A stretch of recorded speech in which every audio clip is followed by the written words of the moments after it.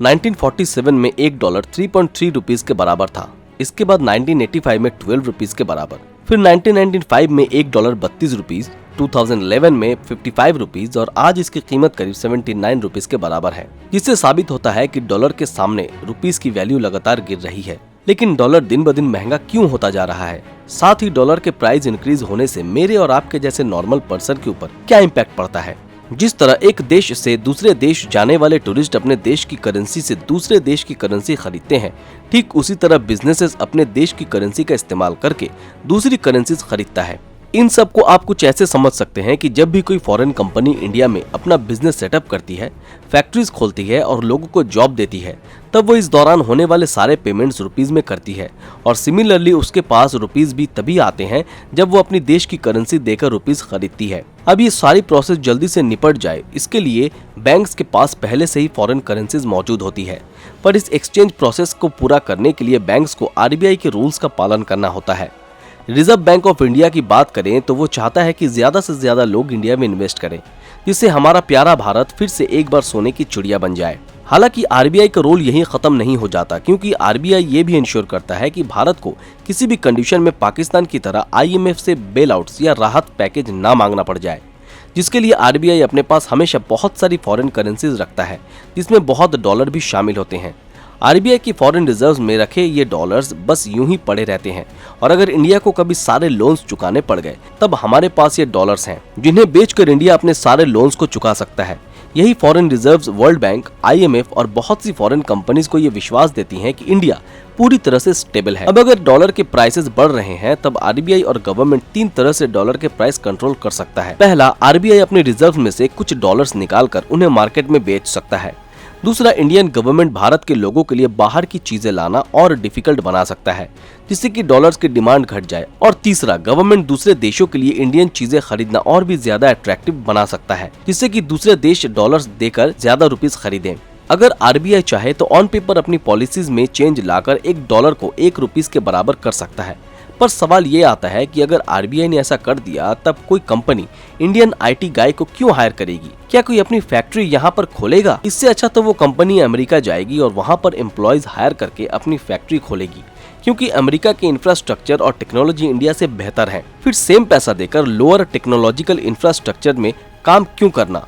अगर डॉलर और rupees same हो गए तब हर इंडियन के लिए देश छोड़ना काफी आसान हो जाएगा, जिसके बाद वो अपने परिवार को लेकर भारत से चला जाएगा, जिसका सीधा सा मतलब है कि अगर 1 डॉलर 1 रुपीस के बराबर हो गया तब यह हमारे देश को ले डूबेगा। वैसे रुपीस की हालत अभी भी कुछ खास अच्छी नहीं है, क्योंकि इसको मौजूदा समय में 3 बड़ी प्रॉब्लम्स फेस करनी पड़ रही है। पहला प्रॉब्लम है पैसा इंडिया से बाहर जा रहा है, इसमें लोग रुपीस बेचकर फॉरेन करेंसीज खरीद रहे हैं। इसके बाद दूसरी प्रॉब्लम है ऑयल के बढ़ते प्राइसेस, क्योंकि बढ़ते ऑयल प्राइस के चलते नेचुरली इंडिया को सेम क्वांटिटी ऑफ ऑयल खरीदने के लिए ज्यादा से ज्यादा रुपीस बेचना पड़ेगा। और तीसरी बड़ी प्रॉब्लम को देखें तो वो है करंट अकाउंट डेफिसिट, जिसमें इंपोर्ट और एक्सपोर्ट के बीच का गैप बढ़ता जा रहा है, क्योंकि इंडिया के माल जितनी तेजी से बाहर से अंदर आ रहे हैं उतनी स्पीड से माल इंडिया से बाहर दूसरे देशों में नहीं बिक रहे हैं। आपने सुना होगा कि पिछले साल बड़े बड़े इन्वेस्टर्स इंडिया में इन्वेस्ट कर रहे थे, लेकिन ऐसा इसलिए क्योंकि इंडिया में बड़े बड़े आईपीओ देखने को मिल रहे थे। यूएस में इंटरेस्ट रेट बढ़े हैं, जिसके चलते जो इन्वेस्टर्स पहले यूएस से लोन लेकर इंडिया में इन्वेस्ट करते थे वो इंटरेस्ट रेट बढ़ जाने के चलते बहुत कम ऐसा कर पा रहे हैं, जिसकी वजह से इंडियन रुपीस डॉलर के सामने लगातार गिर रही है। रुपीस भले ही आज एशिया की सबसे खराब परफॉर्म करने वाली करेंसीज में से एक क्यों न बन गई हो, पर इंडिया ये लड़ाई एशिया के बाकी देशों से काफी बेहतर तरीके से लड़ रहा है।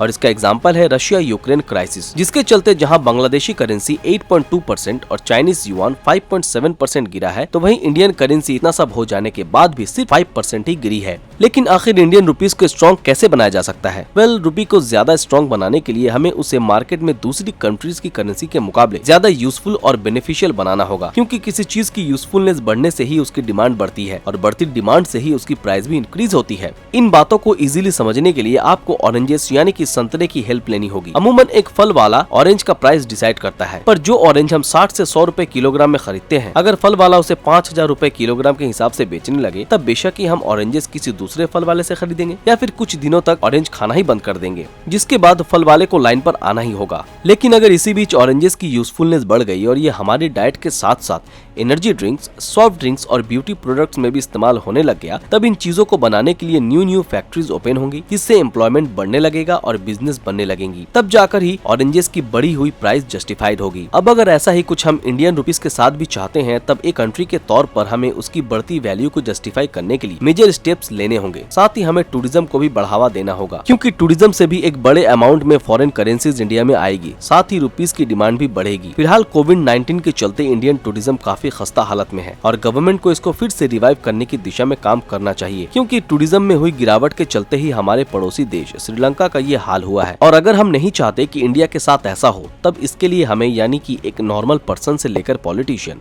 और सेलिब्रिटीज तक हर किसी को कोशिश करनी होगी और अपना थोड़ा सा ध्यान दंगों, पॉलिटिक्स, रिलीजन से हटाकर इस तरह भी लगाना होगा। शायद तभी जाकर इंडियन करेंसी पूरी दुनिया में अपना परचम लहरा पाएगी। दोस्तों, आज के लिए बस इतना ही। आज का हमारा ये वीडियो आप लोगों को कैसा लगा हमें कमेंट में जरूर बताएं। अगर ये वीडियो आप लोगों को पसंद आया तो इस वीडियो को लाइक और ज्यादा से ज्यादा शेयर जरूर करें। अगर आप हमारे चैनल पर नए हैं तो हमारे चैनल को सब्सक्राइब करके बेल आइकन ऑन कर दें। और जिन लोगों ने हमारे फेसबुक पेज को अभी तक फॉलो नहीं किया है वो तुरंत फॉलो कर दें। तो फिर मिलते हैं आपके साथ अगले वीडियो में, तब तक के लिए अलविदा।